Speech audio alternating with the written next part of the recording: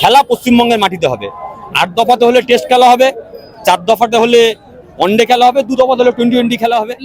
ব্যক্তি মীনাক্ষী মুখার্জি যদি কোথাও দাঁড়ায়, আমার কি বলবো, একজন পশ্চিমবঙ্গের সাধারণ মানুষ হিসেবে বলবো ভালো করে লড়াই করুন।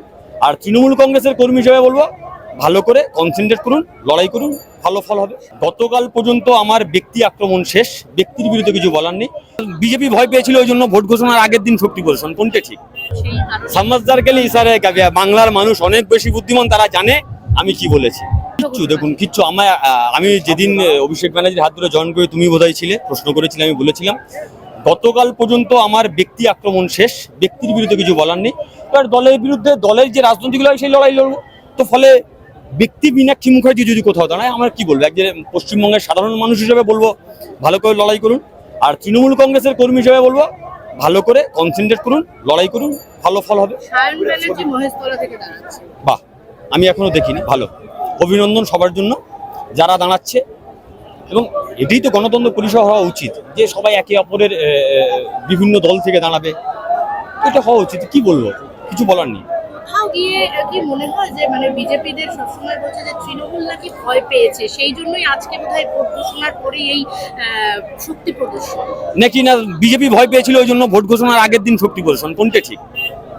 এত ভয় পেয়েছে মাঝরাত পর্যন্ত জেগে বসে থাকতো, যে ল্যাপটপ নিয়ে মধ্যরাতে বদলি করতে হবে, কেন একদিন ওয়েট করা যেত না? না না, সমস্যা আছে। তো ভয় কারা পেয়েছে? দেখো, আগে বলেছিল 8 দফা, মাঝখানে বললো 2 দফা করুন, কেউ 1 দফা বলছে, কেউ 4 দফা বলছে। আমরা দফা যত করুন, 14 দফা করুন, 7 দফা করুন, 3 দফা করুন, আর 2 দফা করুন, আর 1 দফা করুন, খেলা পশ্চিমবঙ্গের মাটিতে হবে। 8 দফাতে হলে টেস্ট খেলা হবে, 4 দফাতে হলে ওয়ানডে খেলা হবে, 2 দফাতে হলে টি-20 খেলা হবে। বিজেপি এবার সাংঘাতিক আত্মবিশ্বাসী, নিজেরাই বলছে যে হারবার জন্য তো আমি জানি বিজেপি আত্মবিশ্বাস হওয়া প্রয়োজন, কারণ বিজেপি নেতা, দেশের প্রধানমন্ত্রী আসছে, পাল্টানো দরকার বলছে বিজেপি সরকার। বিরোধী দল নেতা শুভেন্দু অধিকারী ব্রিগেডের মাঠে বলছে পাল্টানো দরকার বিজেপি সরকার। ওরাই তো ব্রিগেডের স্লোগান দিয়ে দিয়েছে, তো পাল্টাবে মানুষ। কিন্তু ব্রিগেডে এত মানুষের সমাগম, এত মানুষ, 42,000 চেয়ার পেয়েছে, 42,000 চেয়ার পেতেছে, জুম করছে, হাফ মাঠ ঘিরে দিয়েছে। তারপরেও যে 42,000 চেয়ার ভরতে পারে না, মনে করো পশ্চিমবঙ্গের মাটিতে 42,000 ভোট পাবে? দেখা যাক না, এই তো 26-এ নির্বাচন আসবে। তৃণমূল কংগ্রেস কালকে হয়তো প্রার্থী ঘোষণা করে দেবে, কোথা থেকে প্রার্থী হওয়ার?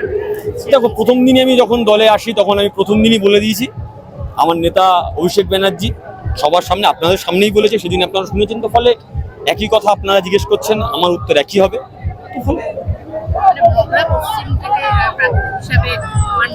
আমি জানি না এই বিষয়ে, আপনারাই নিশ্চয়ই বলছেন। তো মানে জল্পনা আপনারা কোন সূত্রে পান? আপনারা তো এর আগে ওই রাজ্যসভার সাংসদ নিয়ে অনেক রকম খবর দেখিয়েছিলেন, মিলেছে কি? দলটা তৃণমূল কংগ্রেস, এটা আমার এক্স নয় যে সব খবর 10 মিনিটের মধ্যে বার হয়ে যায়। এটা তৃণমূল কংগ্রেসের খবর, সচরাচর বের হয় না। মানে সেটা কি তুমি যখন যে চিঠিটা দিয়েছিলে সেটা বেরিয়ে গিয়েছিল, সেই কারণে? সমঝদার গেলে ইশারে কাবিয়া। বাংলার মানুষ অনেক বেশি বুদ্ধিমান, তারা জানে আমি কি বলেছি।